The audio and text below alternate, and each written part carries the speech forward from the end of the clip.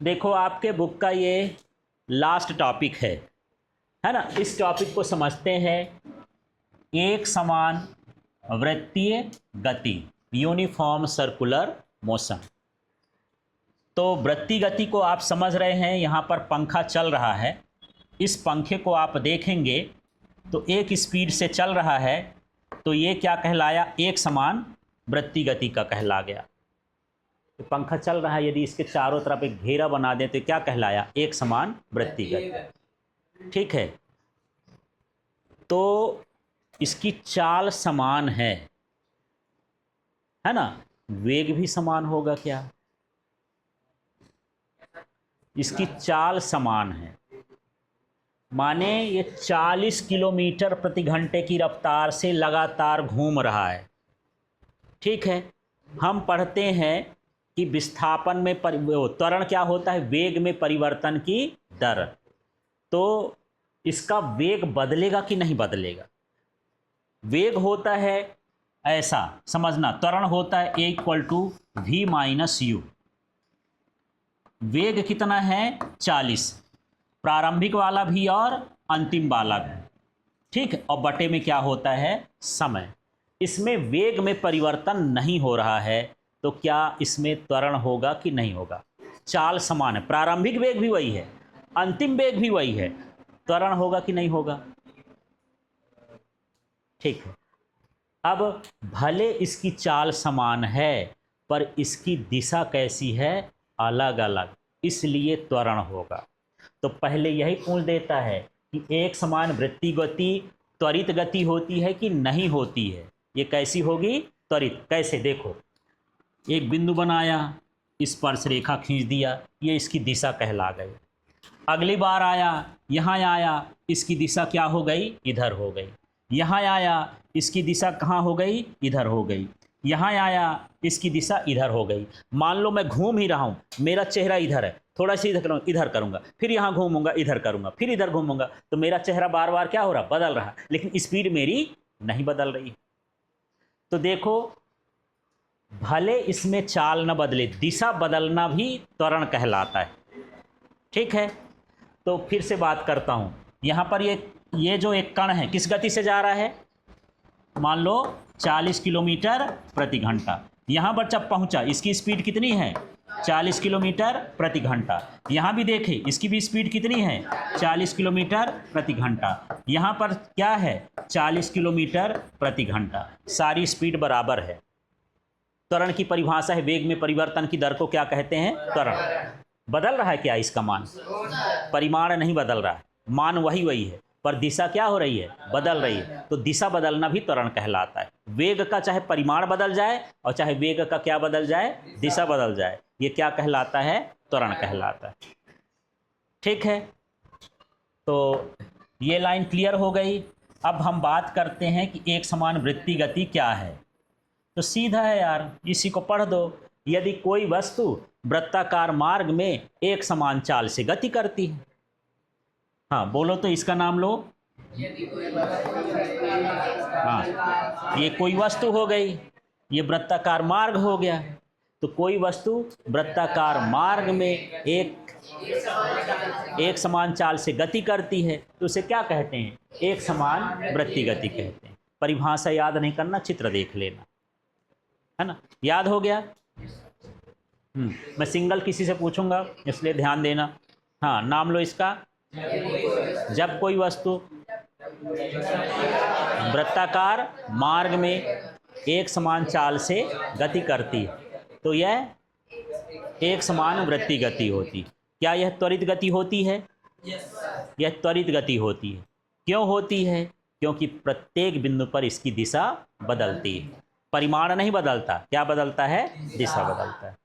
तो अब हम इसका त्वरण निकालेंगे। इसका क्या निकालना है? त्वरण। तो देखो, ये प्रश्न इंपॉर्टेंट है, ये अक्सर आता है। इस प्रश्न को देखो, अभिकेंद्र त्वरण किसे कहते हैं? इसका व्यंजक ज्ञात करिए और इसकी दिशा को समझाइए।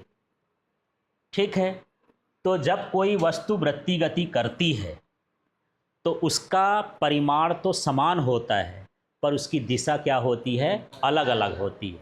ठीक है, अतः इसमें जो त्वरण उत्पन्न होता है उसे ही क्या कहते हैं, अभिकेंद्र त्वरण, क्योंकि उसकी दिशा केंद्र की ओर होती है। ये इधर का होगा, त्वरण कहाँ होगा, केंद्र की ओर, दिशा कहाँ की ओर होगी, केंद्र की ओर, ऐसा। चलिए फिर से बात करते हैं, अभिकेंद्र त्वरण क्या है, यहीं से बोलो। जैसे परिभाषा बोलते, जब कोई वस्तु वृत्ताकार मार्ग में गति करती है ना, तो उसमें क्या उत्पन्न होता है, त्वरण, जिसकी दिशा कहाँ की ओर होती है, केंद्र की ओर। इसको बोलते हैं अभिकेंद्र त्वरण। नाम में ही अभिकेंद्र माने केंद्र की ओर, ठीक है, पर किस में होगा, केवल वृत्ताकार मार्ग वाली गति में होगा। अभिकेंद्र त्वरण की परिभाषा याद हो गई। चलो बात करते हैं फिर से, क्या बोलो। जब कोई वस्तु वृत्ताकार मार्ग में गति करती है तो उसमें त्वरण उत्पन्न होता है, जिसकी दिशा केंद्र की ओर होती है, उसे अभिकेंद्र त्वरण कहते हैं, है ना। चलिए अब इसमें से मुझे इसका व्यंजक निकालना है, तो यहाँ मैं चित्र बनाता हूँ, इसके बाद व्यंजक देखते हैं। आगे वाले में चलता हूँ तो ज़्यादा सही रहेगा।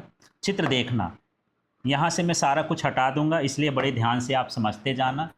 सबसे पहले मैं ये एक वृत्ताकार मार्ग बना लूँगा, ठीक है। अब इसमें मान लेते हैं कि पहले कोई वस्तु यहाँ पर थी और पहले फिर यहाँ पर थी, यहाँ से चलते चलते यहाँ पहुँच गई। दो लोकेशन, दो वस्तु नहीं है, एक ही वस्तु है, यहाँ थी, अब मैं से देखा कि यहाँ पहुँच गई, तो ये एक स्थिति ये हो गई, दूसरी स्थिति ये हो गई, कहीं कभी एक स्थिति मान लेंगे। जैसे एक कांटा घूम रहा है तो कभी 7 में है कि चलते चलते कहाँ पहुँच गया, 10 में पहुँच गया, तो इस कांटा तो एक ही है पर स्थिति कितनी हो गई, 2 हो गई। तो मान लेते हैं, यहाँ पर ध्यान से देखना, चित्र को देखना, ये है, ठीक है, कण। यहाँ पर कण की दिशा कैसे पता करेंगे, यहाँ पर स्पर्श रेखा खींचेंगे। कण की दिशा कैसे पता होती है, स्पर्श रेखा। ये मैं स्पर्श रेखा खींच दिया, इसको टच करते हुए, ना ये अंदर जाए ना ज़्यादा दूर जाए, इसको छू करके ऐसे ढकते हुए निकल जाए, ये ठीक है। अब मुझे बताओ यहाँ क्या करूँ, फिर केंद्र से इसको मिला दूँ, ये इसको केंद्र से मिला दी। दिशा बताओ इसकी, दिशा इधर घूम रही है ना ये, तो कहाँ होगी, इधर, स्पर्श रेखा को टच करते हुए ये बन गया, ठीक। अब इसमें मैं कुछ लिखता हूँ, ये वाला क्या कहलाएगा, R1, ये क्या कहलाया, R1, और जहाँ पर ये वस्तु है इसकी पोजीशन है फर्स्ट, तो P1 लिख दिया, ठीक है। मैं ही चक्कर लगाता, यहाँ खड़ा हूँ, घूम घाम के मैं यहाँ पहुँच गया, तो ये P1 था, और ये वाला क्या कहलाया, P2 था। जब मैं यहाँ था तो मेरा चेहरा इधर था, जब इधर गया तो मेरा चेहरा इधर है, तो उस चेहरे को हम इस तीर से बताएं, ठीक है। ये इसका वेग हो गया, इसको बोलेंगे V1, और ये वाला क्या हो गया, V2, ठीक है। और ये पोजीशन क्या हो गई, P2 हो गई, हाँ। और यहाँ पर ये क्या कहलाया, R2 कहला गया, इसकी डिस्टेंस कहला गई। अब हाँ, P2 में नहीं लगेगा, पॉइंट में नहीं लगेगा, वो पॉइंट है सिर्फ, ठीक है ना। हाँ हाँ, इसमें O बिंदु लगा देते हैं। अब ये जो है ये, ठीक है ना, यहाँ देखना, इसको हम लिखेंगे डेल्टा R, ये विस्थापन वेक्टर कहला गया। ये वाला स्थिति, ये वाला स्थिति, ये वाला क्या कहलाया, विस्थापन, है ना। अब इससे थोड़ा सा एक हमको सीधी रेखा खींचना है, इस तरह का, ठीक है। हाँ, थोड़ा देख लेना, जितना बड़ा हो सके खींच देना। अब इस डंडे को उठा के यहाँ सेट करना है, इस डंडे को उठा के यहाँ सेट करना है। जितना तिरछा है उतना ही हम इसको लेके चलते हैं, ध्यान से देखना। ये इतना तिरछा है, मैं एक पॉइंट ले लेता हूँ, ये मैं इधर कर लिया, ठीक है। ये मान लो ये वाला डंडा हो गया इस दिशा का, इस दिशा में ऐसे गया है तो इसी दिशा का, थोड़ा ऊपर नीचे हो गया है तो चल जाएगा ये, ठीक है। ये डंडा कहाँ गया है, इधर, तो मैं इसको इधर कर देता हूँ, ठीक है। और यहाँ से एक मैं एक सीधी लाइन यहाँ पर खींच दूंगा, एक मुझे त्रिभुज बना देना है। चलो मैं थोड़ा सा देखता हूँ, कौन सा डंडा उठाया था मैं, V1। तो V1 कौन वाला कहलाएगा, ये वाला कि ये वाला, ये इससे तिरछा है तो ये कहलाएगा क्या, V1।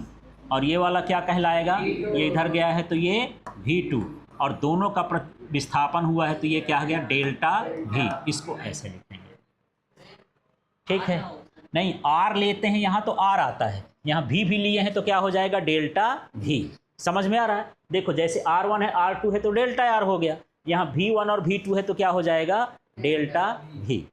ठीक, हाँ तो अगर हम B की जगह और कुछ लेना चाहते हैं, बिल्कुल ये पॉइंट ले सकते हो, जैसे O है, P1 है, P2 है तो 1 2 भर लिख दो, कोई दिक्कत नहीं है। ABC लिख दो, आपकी मर्जी है, ठीक है। यहाँ भी मैं कुछ पॉइंट लिख देता हूँ, मैं यहाँ लिख देता हूँ A, यहाँ लिख दिया B और यहाँ लिख दिया C। चित्र समझ में आया, ठीक है। अब चलिए इसमें क्या होता है, आपको दो त्रिभुज दिखने लगे होंगे। इस त्रिभुज का नाम बताओ, त्रिभुज OP1 P2, और इस त्रिभुज का नाम बताओ, त्रिभुज ABC, और ये दोनों त्रिभुज समरूप हैं। त्रिभुज क्या है, समरूप। 10वीं में पढ़ोगे समरूपता का क्या सिद्धांत है, यदि भुजाएं अनुपात में हो, उनके कोण बराबर हों दो, तो त्रिभुज कैसा होता है, समरूप। तो इसको उठाए हैं, इसको उठाए हैं, ये कोण वगैरह सब बराबर होंगे, आपको ज्यामिति नहीं सिद्ध करना है, बस ये बता देना कि ये समरूप। समरूप त्रिभुजों का गुण ये होता है कि इसकी भुजा बटे उसकी भुजा, है ना। तो थोड़ा ध्यान देना, मैं यहाँ पर V1 ले रहा हूँ तो यहाँ पर क्या लूँगा, R1। यहाँ लिख रहा हूँ R1 का परिमाण, उधर क्या लिखोगे बताओ, V1 का परिमाण। एक भुजा इस त्रिभुज से, एक भुजा उस त्रिभुज से, ठीक है, नियम ये है। अब बताओ यहाँ पर मैं क्या ले रहा हूँ, डेल्टा R, तो यहाँ लिख रहा हूँ डेल्टा R का परिमाण बटे में, उधर का बताओ, हाँ, डेल्टा V का परिमाण, ठीक है। अब यदि ये परिमाण वेक्टर हटाना है तो मैं इसको लिख सकता हूँ डायरेक्ट R1, और इसको क्या लिख दूंगा, V1, और यहाँ पर लिख दूंगा डेल्टा R, और यहाँ पर क्या लिख दिया हूँ, डेल्टा V। क्या किया हूँ इसमें, हाँ, वेक्टर हटा दिया और कुछ नहीं किए। अगले स्टेप में देखना, क्या वृत्त की त्रिज्या अलग अलग हो सकती है। ये जो R1 है, R2 है, त्रिज्या क्या होगी, एक जैसी। इसलिए अगले स्टेप में मैं यहां पर कर दे रहा हूं, सिर्फ मैं क्या लिख दिया, R1 भी वही है, R2 भी वही है, तो दोनों को क्या हम लिख दिए, R। एक है जैसे, एक है व्यक्ति को हम R1 बोल रहे हैं और उसी को हम क्या बोल रहे हैं, R2, तो क्यों अलग अलग बोले, उसको क्या बोलते हैं ना, R। यहां पर देखना, इसी तरह से बताओ V1 और V2 का मान क्या रहेगा, सेम, एक चाल से चल रही ना। यदि 40 किलोमीटर प्रति घंटा ये है तो 40 किलोमीटर प्रति घंटा ये भी है, तो दोनों की चाल कैसी है, समान। जब समान है तो हम उसको क्या ले लेंगे, V। अगले स्टेप में लिख दिया delta R upon delta V, और यहाँ पर बताऊंगा कि R1 का मान R2 के बराबर है, इसको हम R मान लिए हैं। यहाँ V1 का मान V2 के बराबर है, इसको क्या मान लिए हैं, V। ठीक है। अब थोड़ा सा एक काम करता हूं, डेल्टा V को इधर लाऊंगा, बाकी उधर भेज देता हूं। गणित बताओ क्या हो गया, डेल्टा V बराबर डेल्टा R, ये तो लिखा ही है, फिर इधर कर देते हैं, V नीचे है, ये ऊपर चल, और यह हो गया बटे में R। देखो तो ठीक है। अब आगे के स्टेप में यहां पर लिख देता हूं डेल्टा V अपॉन में क्या है, डेल्टा T। ये हो गया डेल्टा R, यहाँ भी क्या कर दिया, डेल्टा T, और ये हो गया V अपॉन R। क्या किया हूँ इसमें, डेल्टा T का इधर भी भाग कर रहा हूँ और डेल्टा T का उधर भी भाग कर रहा हूँ। यदि आप चाहोगे तो ये कट जाएगा, लेकिन मैं कर क्यों रहा हूँ, वजह क्या है, मुझे निकालना है त्वरण। मेरे पास वेग है पर समय नहीं है, बटे में समय चाहिए ना, वेग बटे में समय होता है, इसलिए बटे में यहाँ समय लिखूंगा तो वहाँ भी लिखना पड़ेगा। अब देखना, वेग बटे समय क्या होता है, त्वरण। तो मैं यहाँ पर क्या लिख दिया, A, और यहाँ ये डेल्टा आर माने विस्थापन, विस्थापन बटे समय क्या होता है, विस्थापन बटे समय क्या होता है, वेग। तो वेग लिखा, अब v अपॉन आर हो गया, a इक्वल टू आ गया v स्क्वायर अपॉन आर। ये अभिकेंद्र त्वरण का सूत्र हो गया। इसकी दिशा हमेशा कहाँ की ओर होती है, केंद्र की ओर होती है। तो ये चित्र बनाएंगे और चित्र के बारे में आप लिखेंगे। कैसे लिखेंगे, माना कोई वस्तु वृत्ताकार मार्ग में गति करती है। हाँ बताता हूँ, माना कोई वस्तु वृत्ताकार मार्ग में क्या करती है, गति करती है, जिसकी पहली स्थिति क्या है P1 और उसकी स्थिति सदिश क्या है R1। दूसरी स्थिति क्या है P2 और उसकी स्थिति सदिश क्या है R2। पहले बिंदु पर वेग कितना है v1, दूसरे बिंदु पर वेग कितना है v2 और इसका जो विस्थापन है वो कितना है डेल्टा आर और जो वेग में परिवर्तन है वो क्या है डेल्टा v। जो इसमें दिख रहा है आगे पीछे कहीं भी लिख दो, आपकी मर्जी। चलो फिर से बात करते हैं।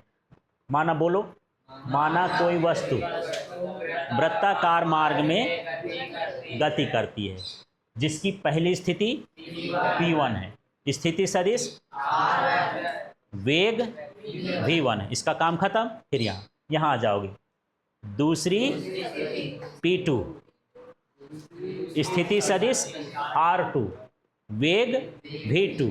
फिर यहाँ आते हैं, विस्थापन डेल्टा आर और वेग में परिवर्तन डेल्टा v है। और उतना लिखने के बाद इस हिसाब से आपको काम करना है और यहाँ तक निकालना है।